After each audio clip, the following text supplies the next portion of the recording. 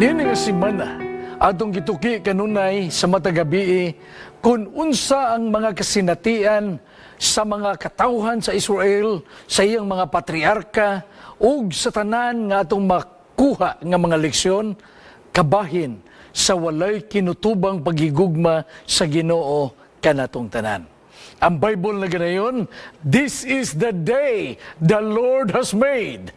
Let us rejoice and be glad in it." Busa ning adlaw alang sa atong pagpamalandong sa iyang mga pulong. Atong ablihon ang atong mga Bible sa Psalms 103 ug dinhi nato mga igsuon makita ang ato pagpamalandong sa iyang mga pulong. Psalms 103 verse 20. Naganayon, "Bless the Lord, you, His angels, who excel in strength and who do His word." Iduko ang inyong ulo, mga kapaglaom, mag-ampo kita. Our Father, thou art in heaven, thank you so much for this beautiful Sabbath day. Thank you, Lord, for touching our lives, that we will be learning your words today, words of inspiration, words of encouragement, words that will give us the real meaning of your love, that divine love that encompasses all human understanding. And thank you, Lord, for using me once again, right now, right in this place. For this I pray, in Jesus' name, Amen. Usa ka nindot kaayo nga adlang ipapahulay diin kitang tanan, ana agyud sa atong pagdaig sa Ginoo. We have come this far by faith and leaning on the words of God, trusting on His divine promises. O gana mga igsuon, anaa gayud sa iyang mga pulong. Mao ka na hinungdan mga igsunan ang atong Pangulo sa General Conference, atong Pangulo sa Division, ug dinhi sa Union, kanunay ilang gipasandop. We must be grounded on the Bible and then focused on the mission. Kumusta ang atong pagalagad mga kaigsunan? Ang Biblia nagasaysay nga kita gimugna sa Ginoo just a little lower than His angels. O tungod niya na may kaalam kita, may kahibalo kita sa pagtugkad sa walay kinutuban nga gugma sa Ginoo, tungod kay kita may bili sa iyang atubangan mga kaigsunan. Kung wala pa nimo na sinati ang iyang paghigugma, karon nga panahon, ako ikaw gi-challenge, come to the Lord sa imo nga pagampo. Kung wala pa nimo batiya ang imong pagpangita kaniya sa imong kinabuhi, in good times, in bad times. Sa panahon nga kita malayo diya sa Ginoo, walay laing butang nga atong manduraw ang iyang gugma nga nangita kanako. Nangita kanimo ug nangita kanatong tanan. Sama sa usa ka tawo igsuon nga giingon diya sa Bible, diin siya nakahikaplag sa kamatuoran. O gunya, gusto niya nga maangkon ang kasiguruhan sa iyang kinabuhi. Apan mga igsuon ko, wala gayud niya na natagamtam until nga nahibalag niya si Ginoong Hesus mga kaigsunan. O gunya, sa diha nga siya nakaduol na, o sa diha igsuon nga siya gihikap ug naayos siya ug naulian siya ug adungat ha naman the pool of Bethesda siya naulian ug unya siya nakabaton ug kaayuhan sa iyang kinabuhi. Every Sabbath day mga igsuon, nagdala ka nato og kaayuhan, nagdala ka nato igsuon og pagpasiguli sa atong Ginoo, sa atong relasyon diha kaniya. Ako kanang gisulti tungod kay ang Ginoo puno sa kaluoy, puno sa gugma ug may gugmaong kalulot nga bisan ikaw mahisama ni Jairus nga naningkamot ngang imong anak maulian, imo gid siyang adtuon asa man siyang syudad nagabisita.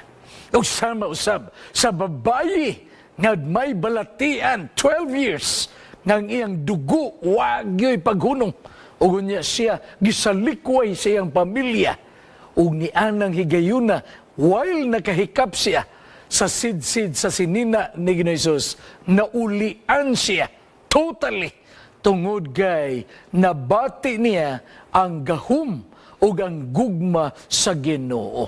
Kay mihunong si Jesus o sa iyang paghunong taliwala sa iyang paglakaw.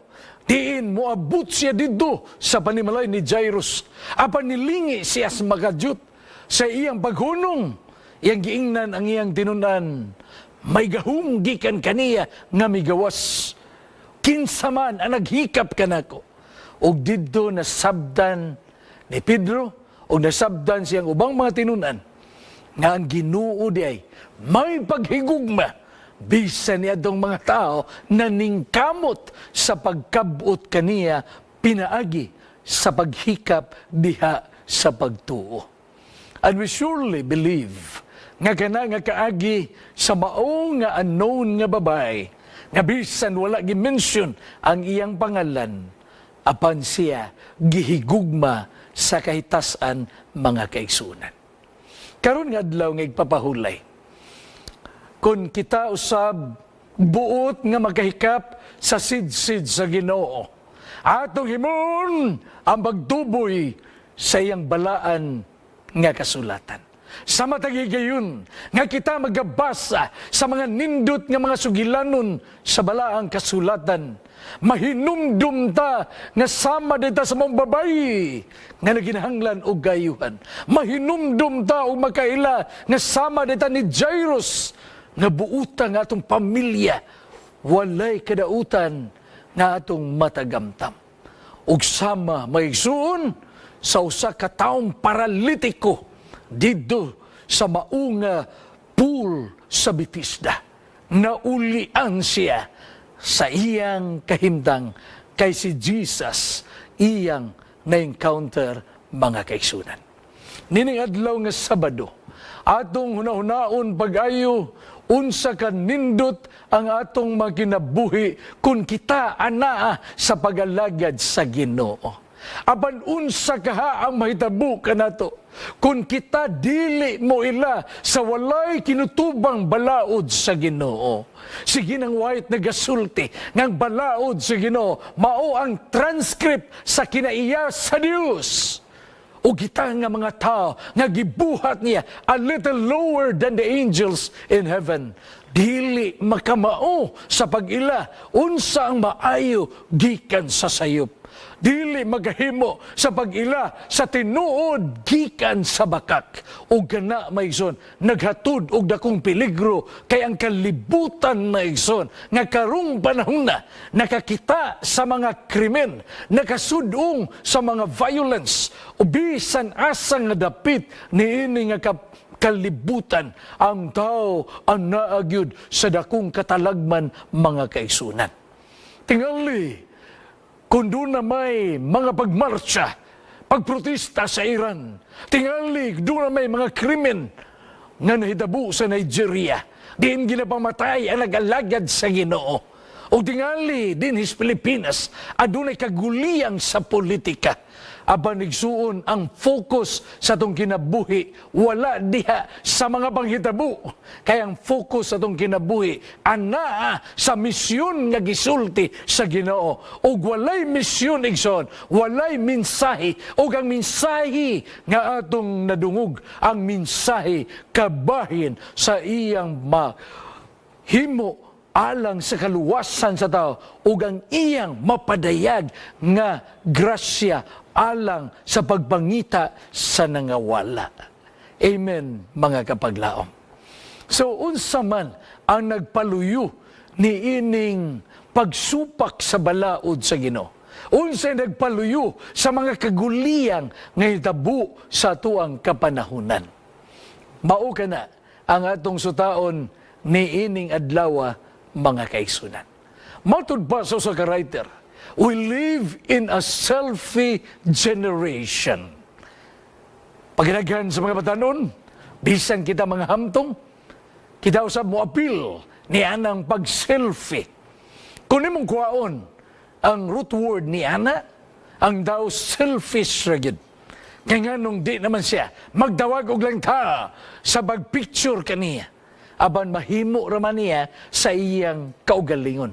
DIY, do it yourself. Pagaguyo kana nga pagasulti mga kaigsunan. Pero usana ka disturbing reality nga sa atong panahon karon maigsoon, daghan di ay ang nagsunod niya na ug nahimo ng trending ug nahimo na igsuon nga viral kay kana na ang talan-awon sa kalibutan nga atong gipuy-an sa ato ang henerasyon mga kaigsunan. Kung kana mao ang naa sa kalibutan, mo apil ba ikaw igsuon ko?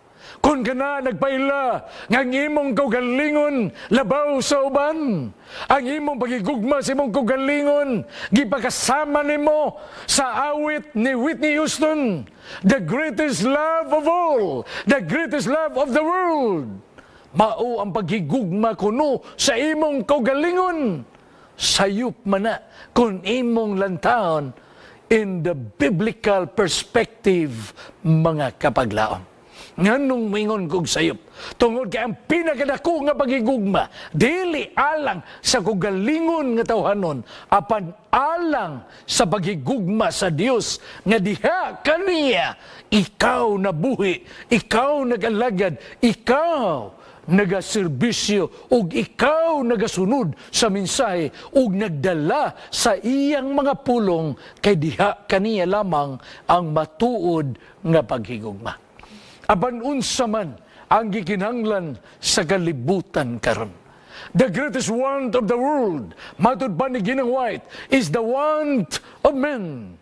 Mga tao nga gikinahanglan nga diha kanila may kaplagan ang matinud-anon nga giya nga sa ilang pagbuhat, sa ilang pagserbisyo, ilang buhaton, kutob sa ilang marangan, sumala sa giya sa kaytasan ug sa ilang kinabuhi. Di sila mahadlok bagatawgong nasayop tungod ug alang sa ngalan ni Jesucristo, kay sila nagbarug sa labing matarong ug labing maayo, bisan mahunlak ang langit paingon sa yuta mga kaigsunan. Kini nga henerasyon sa atong panahon karon, disturbing and alarming in a way nga ang mga tao nangita lamang convenience. Ang ilang ginahuna igsuon, convenience and not commitment. Ang ilang ginahuna igsuon, mao ang ilang pagtagbaw sa ilang gikinahanglan, sa ilang gitinguha, sa ilang dungog, sa ilang kabtangan, sa ilang maangkon nga mga butang. Apan suginlan ko kamo, ang Biblia nagasaysay, but seek ye first the kingdom of God and His righteousness, and all these things shall be added unto you. Ang mga butang nga atong gikinahanglan, ang pagkaon sa atong lamisa, ang salapi sa atong mga bulsa, diin atong gikinahanglan matag-adlaw, ihatag ka na sa Ginoo lamang kung kita makasabot nga siya, dili mo bulag ka na to, kay siya ang tinugdan sa gugma alang kanatong tanan. Amen, mga kapaglaom. So gini nga henerasyon, diin ang matagdaw sa atong panahon karon, nagunahuna sila nga kung muadto sila sa simbahan, ang iglesia daw nabahin. Ang iglesia daw kini natunga o napikas alang kanila. Aban kung imong tanaw ng Bible sa atong panahon karon, niya natas katumanan sa kadlawan sa iglesia sa Laodicea, diin ang pagkabugnaw-bugnaw, init-init ni ana nga temperatura, may kaplagan nimo sulod sa iglesia mga kaigsunan.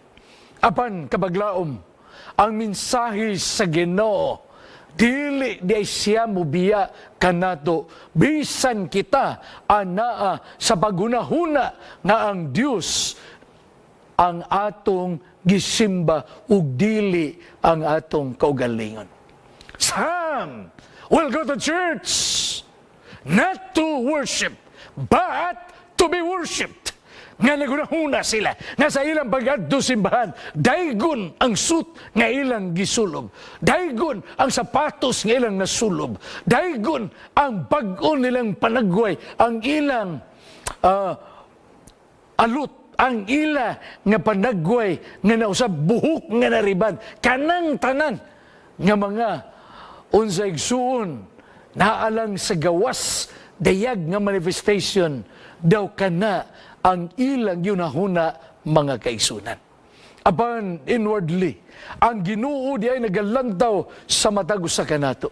Diin siya nagabay mangno kanato mga kapaglaom nga kun kita lamang anaa sa pagtan-aw diya kaniya ang iglesia mausab, ang mga katawhan niya mabag-o ug mahiusa ang tanan alang sa iya nga kahimayaan. Unfortunately, lahi ang dagan sa kalibutan karon mga igsoon. Kay matod ba sa propesiya, sa tagna ni Prophet Hosea, nagingon siya igsoon, Hoseas, Kapitulo 8, versikulo 7, sila na nagpugas sa hangin, ug ilang anihon ang alimpulos. Unsa nga paagi may igsoon, nga kini nga kalibutan, nagaani sa katalagman. Tungod, kayang daw, wala nagsunod sa kabubuton sa Ginoo. Kung doon na may external moral guidance nga gikinahanglan sa tao, igsuon ko, diha sa mga pulong sa Dios ang atong internal nga pagsabot, diin siya mo penetrate sa atong mga kasing-kasing, pinaagi sa atong pagsunod siyang balaod, masabta na to, there is an intimate connection tali sa Ginoo o kanato maigsoon nagipangita taniya. I was sinking deep in sin, far from the peaceful shore. Mabisan ako na wag tanggikan sa malinaw nga baybayon, diin ako nahiunlod ngadto sa dagat sa kalisdanan, apan siya nangita kanako o gihawas ko niya, ingon usab ikaw mga kaigsunan. Amen? Busa malisud alang kanato nga atong i-abolish, atong talikdan, atong biyaan, o atong i-neglect ang mga pagdulunan sa Ginoo. O kita malipay that every Sabbath day, pahinumduman kita niya. Matag Sabado, gihanta niya, ngadto sa pagkabalaan, nga kaniadto, uncontrolled ang atong mga kinaiya. Untamed ang atong mga personalidad. Aban salamat sa mensahe nga nag-usab ka na to, nagbago ka na to, o sama maigsoon sa panagigalaay ni David o ni Jonathan. Usa ka covenantal relationship, friendship nga dili mabungkag. Ingon usab niya na ang gusto ipatunhay sa Ginoo sa matago sa kanato mga kaigsunan. Amen? O gunya, may sama kita kang Uzias nga nangita ni Gomer nga diin niya dumilabay mga gabi atong gisgutan nga kanang unconditional love ni Uzias maigsoon dili gayud mahamay-hamay, diin iyang gipakita ang iyang matang sa pagigugma nga balaanon kay si Uzias nagrepresent sa balaang gugmas Ginoo sa pagigugma sa iglesia diin na wala. Iglesia diin, kini miabot ngadto sa kadautan apan ang Ginoo nangita kanato tungod kay siya may gugma nga walay kinutuban. Igsoon, pagdako sa pagigugma sa Ginoo, nga ang iyang mga katawhan, iyang tudluan, aron makaila unsa ang matuod nga dalan, unsa ang dalan nga iyang pagasubayon.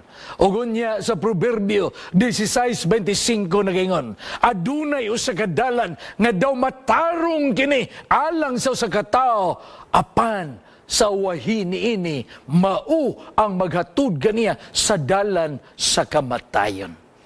Daghang mga tao nangamatay nga way paglaom. Daghang mga tao nga nangamatay na kay balag disgrasya vehicular sa dalan. Ang pangutana, nagsimba ba to sila? Nag-alagad ba to sila? Sama ba kadto sila maigsoon sa usa kay malatyon nga makasasala sa krus diin sa iyang dying moments nga siya maingon sa Ginoo,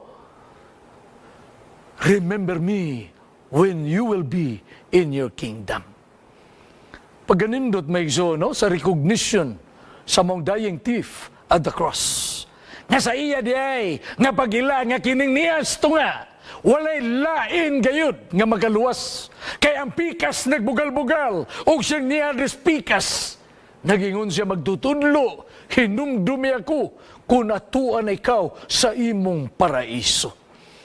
Ninduta po na nga confession mga kapaglaw mo Pagkanindot kayo, nga kita nga tao, naka-recognize may igsoon, nga kining niyas tunga sa balang kasulatan, tunga sa kasaysayan sa kalibutan, tunga sa atong kinabuhi, diin diha siya sa kailadman sa atong kasing-kasing, siya ra ang magtultol ganato sa kinabuhing dayon, kay ang kalibutan diay naa sa pagsunod sa dalan sa kalaglagan. Kabaglaom, nindot kayo nga atong balikon ang kaagi ni Job diha sa Bible. Atong makita from the land of Uz, diin kini nga dato nga taigson in the Middle East, siya diay inila og sa iyang pagkaadunahan, aduna si dako kay nga bahandi, aduna si dako nga pamilya, apan taliwala sa nahitabo kaniya maigsoon. Siya nagasulti, blessed is the name of the Lord. Nga sa iyang pagkatao, ug ngadto siyang pagahimugso, ug ngadto sa iyang paggatiguang, ug ngadto igsoon sa lubnganan kung siya moabot magkamatayon, nagaday gihapon siya sa Ginoo mga kaigsunan. Nagingon siya, nga hubo ako, nga migawas, gikan sa taguangkan sa akong inahan, o hubo po na ko mo pauli diha sa yuta. O gani, Megson, iyang gibadlong iyang asawa, nga nagsulti diha kaniya, nga iya na lang tungluhon ang iyang Ginoo. Aban taliwala nining tanan, si Job mga igsoon, sa iyang sinseridad, sa iyang pagsalig sa Ginoo, lunod patay, nga iyang gisulti igsoon, nga bisan di ay sa pagdawat sa labing mapait nga kasinatian sa kinabuhi apan dili mausab ang iyang pagdaig o paghigugma sa Ginoo nga bisan ang iyang kinabuhi gisulayan siya mubarug ug unya siya mahimo igsuong madaugon.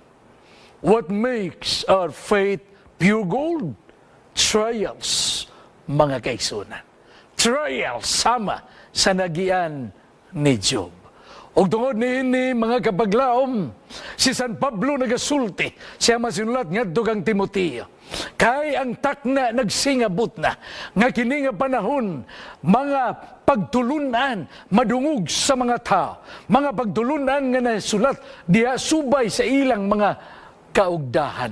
Og tungod niini ang ilang mga dalunggan mga katul sa pagpaminaw niini nga mga mensahe sa mga pagtulunan nga kini naghatod kanila sa pagtuo nga walay kamatuuran gikan sa Ginoo ug unya sila musanong ngadto sa mga tinumo-tumo nga sugilanon mga kaigsunan. Karon nga panahon, kung ikaw suginlan sa kaaway, nga imong kinabuhi, dili nimo itugyan sa Ginoo.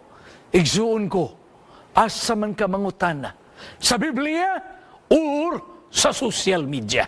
Diha nimo tan-awon maigsoon. Kay diha sa imong mabati, sa imong makita, sa imong mabasa sa social media, daghang mga pagtulunan nga makahatod kanimo sa katalagman, sa bungaw, ngendo, sa paggahulog, sa sala, apan diha sa Biblia, sa pulong sa Ginoo, ikaw matudluan alang sa dalan sa kaluwasan.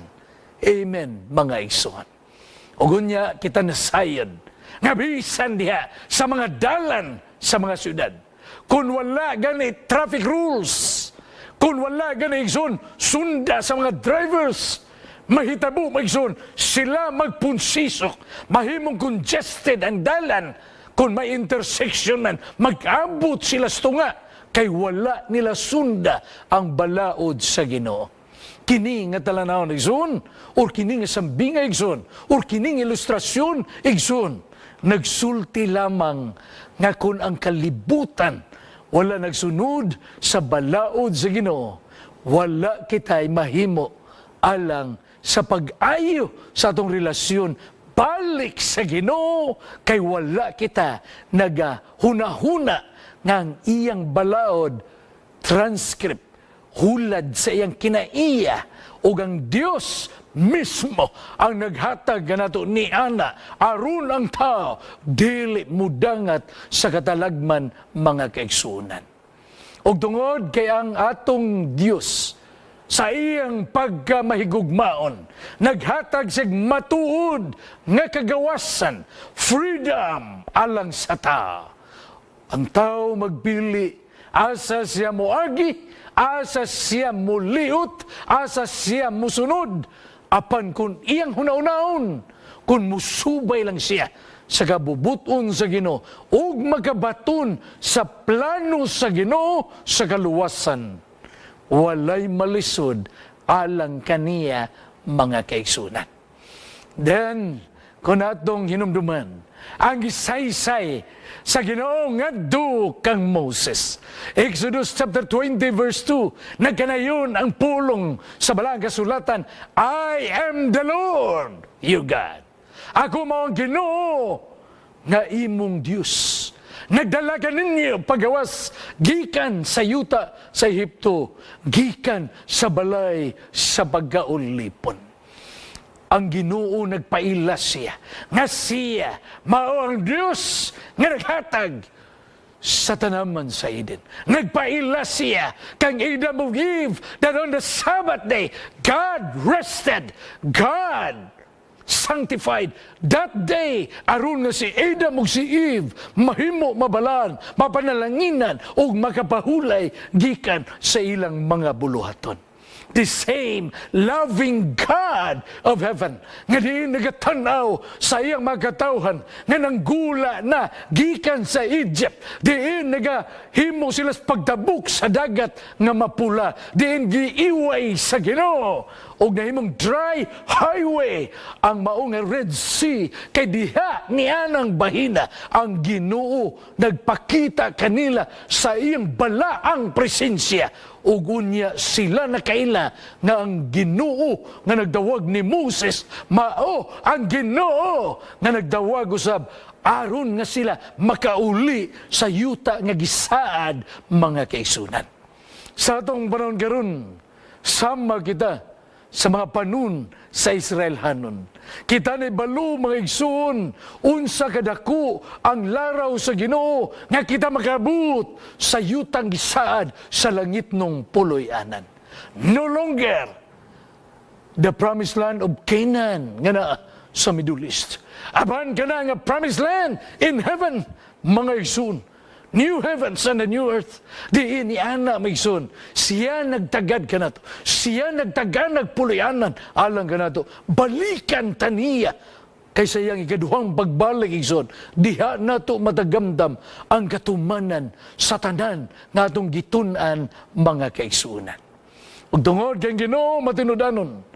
Ug tungod kay Ginoo naghatag sa iyang kinaiya.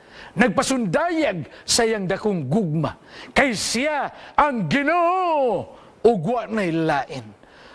Last year, may igsoon, while nagakuyog kami sa One Voice team nga gipanguluan ni Pastor Jerry Patalingog dito sa Sri Lanka. Sa mao nga naso diin kami nagawali. Sa dapit din ako nagasangyaw igsoon sa Hatton City.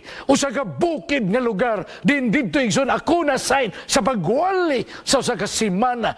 Nakita ko ang mga tao dito. Ang ilang kasibot sa pagpaminaw sa minsay. Apan uban kanila sa panahon sa desisyon, wala nagahimo sa pagdawat sa bautismo, sa kaluwasan, pinaagi sa pagsunod sa balaod, kay ilang gipalabi ang pag-ila sa mga Diyos-Diyos, sa mga Hindus, sa mga Buddhist, o gunya, wala nila dawata ang matuod nga Diyos, mga igsoon, nga mao ang nagpadala kanamo di adtong lugar. Igsoon, ang Biblia nagasaysay nga ang Diyos sa gugma naghatag sa iyang balaod. The Ten Commandments as the transcript of His divine character. Nga niya ng bungtod sa Mount Sinai. Gipaila sa Ginoo kung unsa kadako ang iyang laraw aron masabtan sa tao nga kini ang ato sulundan mga kaisunan. I am the God of creation. Mao ka lang yang gisulti, mga igsoon, nga do kang Moses. I am the God of the Sabbath. I am the God nga nagpakita kanila sa daghang mga milagro, igsoon, aron masabtan nila nga ang matuod nga Dios mao ang Dios sa Israel. O niya, ang pinakauna niyang sugo, igsoon, Exodo 20, versikulo 3. Kunin mo ng tagikon tanan magigsunan. Ang pinakauna niya, nagaingon siya, dili ka magbatun og laing Dios sa tubangan ko. Naabay laing Dios sa atong panahon karon igsoon. Naabay nagkababag igsoon, tali sa imong relasyon og sa Ginoo. Kana mahimo nga Diyos-Diyos, small letter G, gods. Kung imong gibati, mag-igsunan, nga naay mga butang, nga diin kini, makapakgang kanimo, dili ka mo simbag sa bado, kay imong gipalabi ang imong negosyo. Igsuon ko, imong nalapas kining una nga sugo. Kay bisan unsa mga butang, diin kini, imong giisip, nga daw Diyos-Diyos sa imong kinabuhi, nagapahimulag kanimo sa matuod nga Diyos, nga naghigugma kanimo mga kaigsunan. O niya, ay kaduha na gaingon, dili ka magbatun og mga kinulit, linilok nga mga butang. O niya, dili nimo iyukbo ang imong kaugalingon ngadto kanila. Ako ganang gidala maigsuon ini nga presentation tungod kay Ginoo dili siya malipay ngang tao magsimba og lain nga mga larawan. Larawan nga kahoy, larawan nga kini igsoon sama ni Dagon, sama ni Baal nga gisimba sa karaang mga tao in the Old Testament times. Dili gustong Ginoo ni ana mga kaigsunan. And then dili siya buot nga kita usab magapan mas tama sa iyang pangalan. Ato igsoon gamito ng iyang ngalan sa yano nga pagtunglo diin ang Dios igsoon mapasipadan ang iyang pangalan. Ugon niya ikaw ba mga igsoon nga nagpasantop ka nato ni ini nga atong panagtigom karon. Nagingon siya Exodo 20 versikulo 8. Hinumduman mo ang adlaw ng ipabahulay aron sa pagbalaan ni ini. Sa unom ka adlaw, magbuhat ka. Apan ang adlaw ikapito, mao ang adlaw nga balaan iya sa Ginoo. Sa unom ka adlaw, ikaw nagabuhat, imong pamilya, imong mga ginsakupan. Apan sa adlaw ikapito, imong gibalaan o ginigi panalanginan sa Ginoo nga niining adlaw, iya ikaw gitiman-an mga kaigsunan. Ang ikalima na gingon, tahuron mo ang imong mga ginikanan. Imong amahan o ginahan. Aron mo taas ang imong edad dinhi sa yuta, sa kalibutan nga imong gipuyan. Ay ikaw numigson, dili ka magpatay.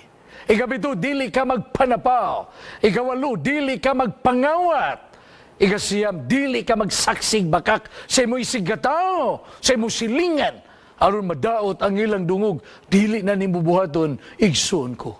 O ikanapulo o katapusan, dili ka maibog sa mga butang sa imong silingan, sa mga butang sa imo'y sigataw. Nga diin kini, anaa kanila, iyang asawa, ilang bahandi, dili nimo maibugan, kay maghatod ka na sa imong kadautan.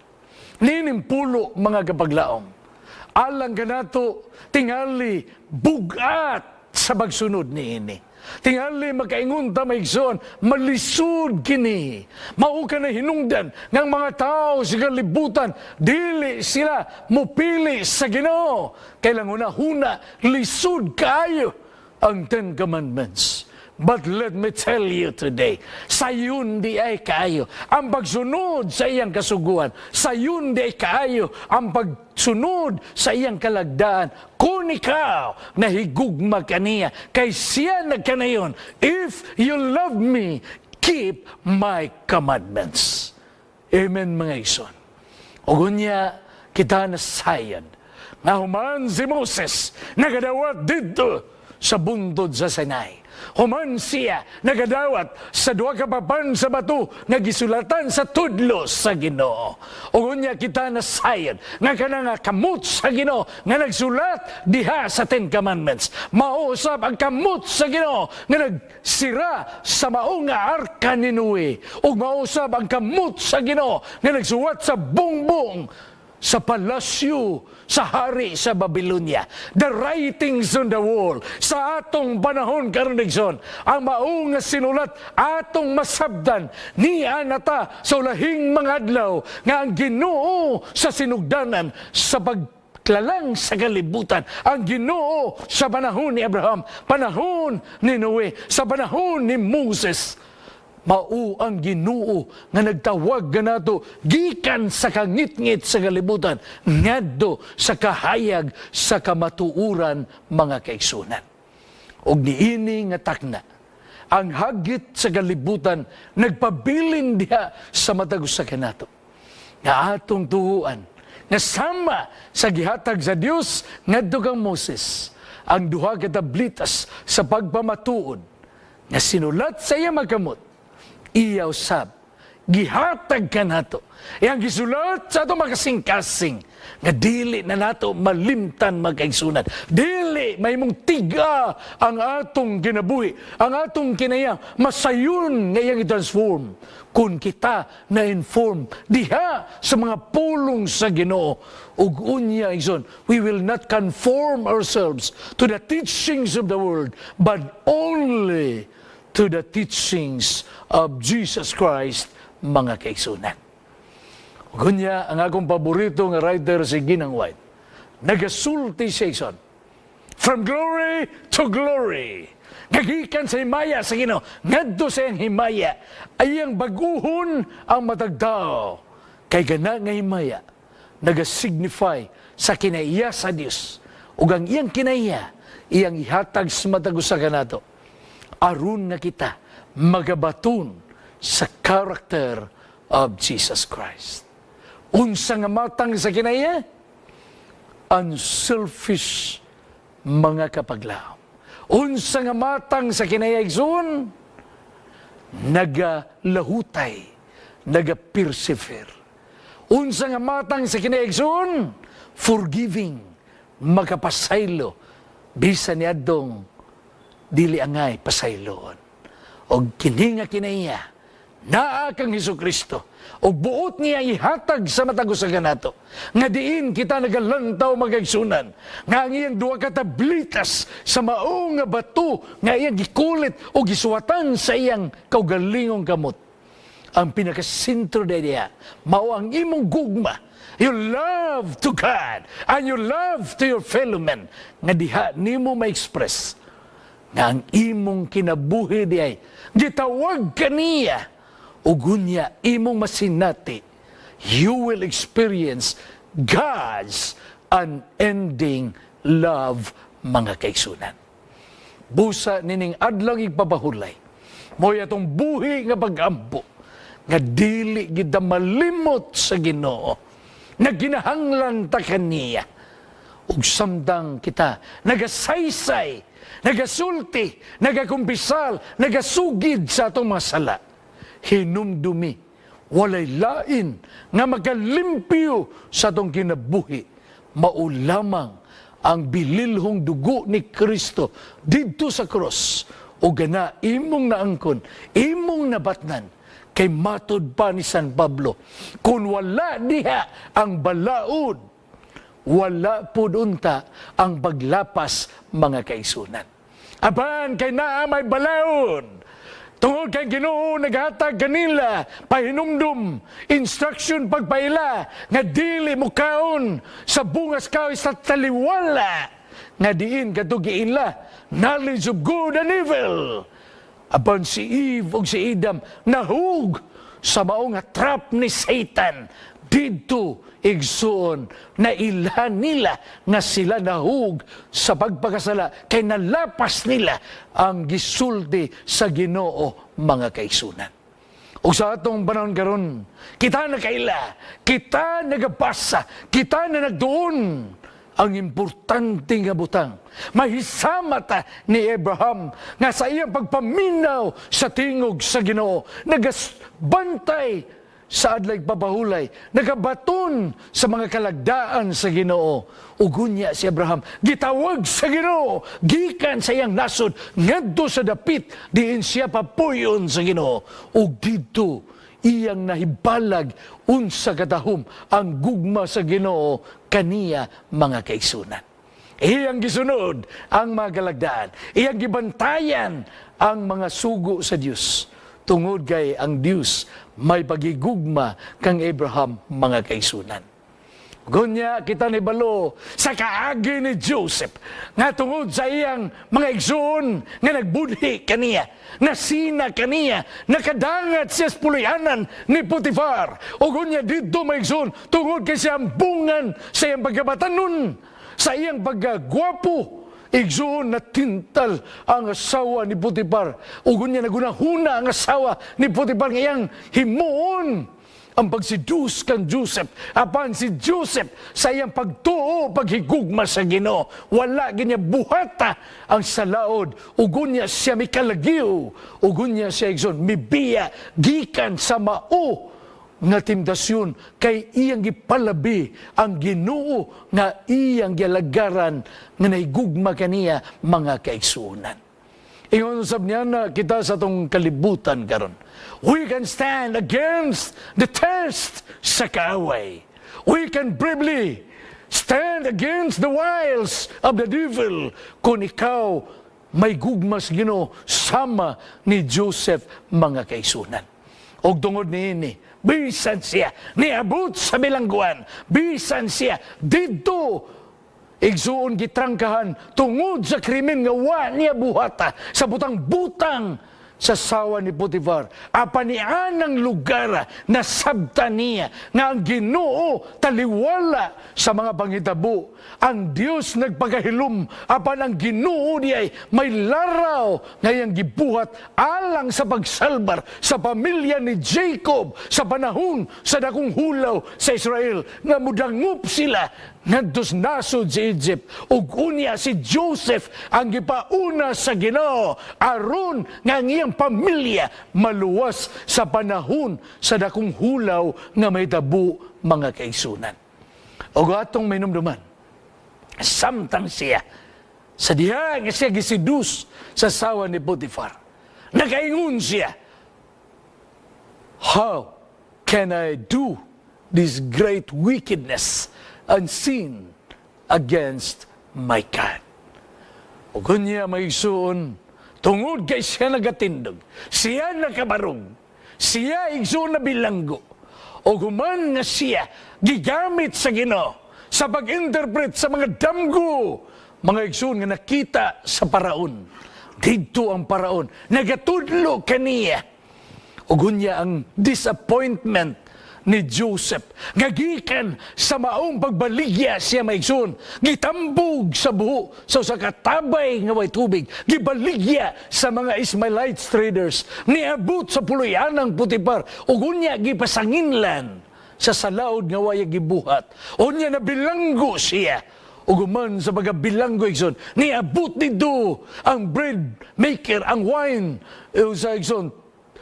Kining nagdala o nag-ipis sa bino sa mong hari, si Joseph ila igsuon, diin, gipad, taygan sa mga damgo, iyang nahubad, iyang nasaysay, iyang napakita, hangtod na hinumduman siya, diin, igsuon, kadung nga tao, nga naa, nag-ipis sa bino sa hari.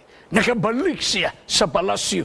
Nasulti niya kang paraon nga dunay batanon sa bilangguan o niyanang higayuna kadungdamgo ni paraon. Iyang nasulbat, iyang nasaysay ang kahulugan tungod kay ang gugmas Ginoo iyang nakuptan ug siya nagamhan sa balang espiritu hinungdan nga siya gituboy from his disappointment to his divine appointment. Gikan sa prisuhan ngadto sa palasyo. Gikan sa pagkaulipon ngadto sa usa ka prinsipe. Tungod kay ang Ginoo nagtagana kaniya sa dakong buhat. Nagtagana kaniya sa dakong laraw nga didto ipaila ang himaya sa Ginoo sa nasod nga dili iya ug ang iyang alagad nga si Joseph iyang instrumento alang sa kaluwasan sa iyang mga katawan. In application sa itong mensahe karon mga kapaglaom, kita sa ulahing mga adlaw may higayon nga maminsahe pa. May higayon nga ito pang ipahat sa uban, unsa ang kamatuuran sa balaang kasulatan. O sama ni Joseph, dili kita maulaw sa pagsulti sa labing matuod gayon, sa pagpailas sa mga tao, ng Ginoo sa balaang kasulatan, mao ang matuod nga Ginoo, nga naghatag siyang balaod, o dili na ito lapason, kay gidabuot nga makabaton sa kinaiya susama kang Hesukristo. So this Sabbath morning, mao akong buhing pagampo mga kapaglaom, nga matag usa kanato managtugyan sa atong kaugalingon diha sa Ginoo. Nga kun unsa man ang atong mga kasinatian, maayo or dautan, unsa man kalalum sa mga pagsulay nga ato gisagubang, kabaglaom ko, usara gyud ang sekreto nga moduaog kita. Ug ang atong pagdaog, anaa gyud kaniya nga atong Ginoo. It is no secret what God can do for you. What is done for others, He will do it for you, mga kaigsunan. Ug tungod kay kita iyang gitawag, ug tungod kay kita iyang gihatagan sa mensahe sa walay kinutubang pagigugma, karon igsoon, palusan ta siya sa pagigugma sa tibuok na tong kasing-kasing kinabuhi o galag, nga diha sa tong pagigugma kaniya, lunod patay, bisan sa kalisdanan, magpabilin ta, andam, alang sa adlaw sa iyang pagpadayag. Ang Dios magapanalangin ka natong tanan, og happy Sabbath kaninyo mga kapaglaom.